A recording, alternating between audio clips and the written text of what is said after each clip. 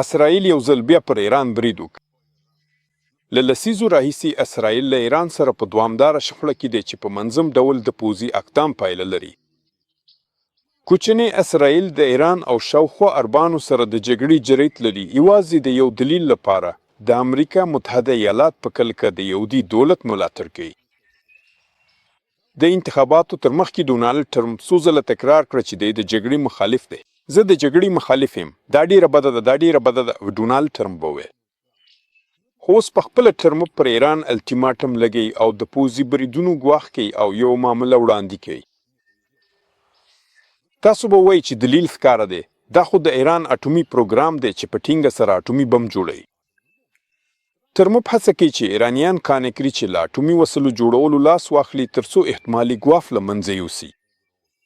که چیرې خپلواکه ایرانیان پیل وکړي چې امریکا یا اسرائیل د خپلو اټومي توغندیو په وسیله ولي، نو څه به وشي؟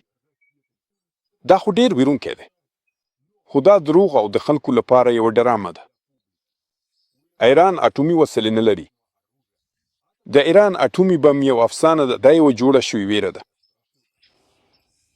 حتی که ایران اټومي وسلې هم جوړې کړي نو دومره جنگي سرګلولې به ونه شي راټولولی چې امریکا ته جدي ګواښ وکړي. هیڅ لاره نشته چې دا وشي. ایران د امریکا متحده ایالاتو ته هیڅ پوځي ګواښ نه دی، نه اوس او نه هم په راتلونکي کې. بیا هیڅ شی روښانه نه دی. او که ایران اټومي وسلې نه لري نو امریکا ولې اندېښمنه ده؟ ولې ټرمپ ایران ته د برید ګواښ کوي؟ خبره دا ده چې نن سبا دولتونه یا بله وینا د نړۍ اقتصادي سیمې د بحران په وخت کې د ژوندي پاتې کېدو لپاره مبارزه کوي. په کوم بحران کې؟ تاسو نه وینئ چې بحران روان دی. بشریت له لسو کلونو راهیسې د انرژۍ د کمښت په بحران کې ژوند کوي. له همدې امله خلک هڅه کوي چې د کمې انرژۍ جبران د لږ مصره او ناپایدارو لارو لکه د لمر پینلونو او باد جنراتورونو له لارې وکړي.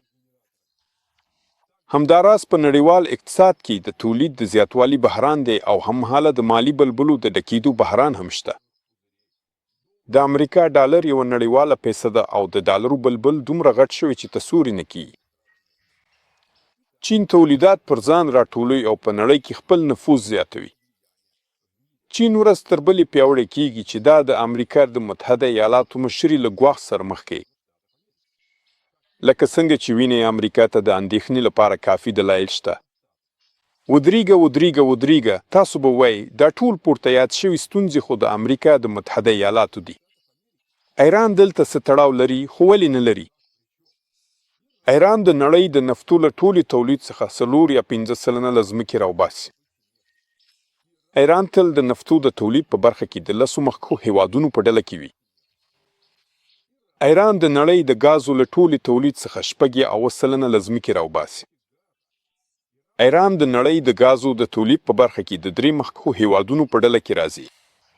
ایران د اروپا او چین لپاره د انرژۍ له مهمو سرچینو څخه دی. انرژي د ژوند او تولید بنسټ دی. نفت د ترانسپورت لپاره سون دی. تاسو هیڅکله نشئ کولی چې نفت د برقي موټرو په وسیله بدل کړئ. کله چې د هایدروکاربونونو بهیر کم شي ټول بهیرونه راکمیږي، تولید کمیږي او د اقتصاد دوران ټیټیږي. دا هماغه څه دي چې ټرمپ ته پکار دي. متحده ایالات غواړي چې له ایران، اروپا او چین ته د نفتو او ګازو بهیر کم کړي. ټرمپ د اروپا او چین تر ټولو کمزوري ځای وي چې دا د نفتو او ګازو پر دوامداره بهیر تکیه ده. تر ټولو اسانه لاره دا ده چې د انرژۍ سرچینو عرضه بنده شي. د اروپا او چین اقتصاد او تولید به کم شي او په جزوي ډول به د امریکا متحده ایالاتو ته ولېږدول شي.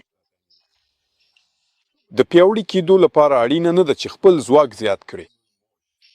د ستراتیژۍ بله لاره دا ده چې خپل مخالفین کمزوري کړي. دا هغه څه دي چې ټرمپ د ایران د برید لپاره د اطاعت کوونکي اسرائیل په کارولو سره کوي. او ډونالډ ټرمپ دروغ نه وایي. هغه په رښتیا سره د امریکا متحده ایالات ژغوري.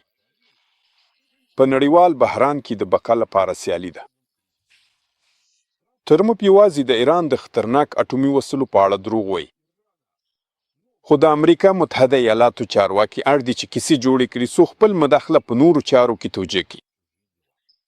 تصور وکړئ که د امریکا د متحده ایالاتو ولسمشر اعلان وکړي چې د مصرف کچې د ساتلو لپاره باید سیالان یعنی اروپا او چین کمزوري شي او د دې لپاره باید له ایران څخه هغوی ته تلونکی د نفتو او ګازو بهیر کم شي.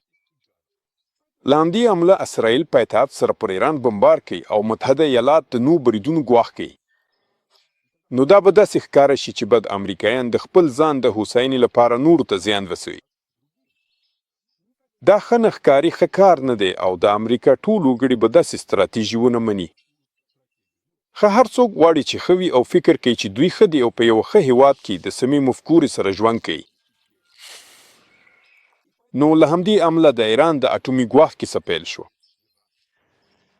امریکایان به پرته له پښیمانۍ هر دولت کمزوري کړي یا حتی ویجاړ کړي. دا په یو بحران کې د بقا لپاره مبارزه ده. دلته دوستي شفقت نشته. د تر ټولو وړ کسانو بقا. اوس تاسو اصلي دلیل پوهیږئ چې ولې د امریکا متحده ایالات پر ایران فشار راوړي او ګواښي. زه د هغو هیوادونو وګړو ته چې اروپا او چین ته نفت ګاز او سکاره پلوري وړاندیز کوم چې خپل راتلونکي ته جدي فکر وکړي. له روسي ځنګله سلامونه.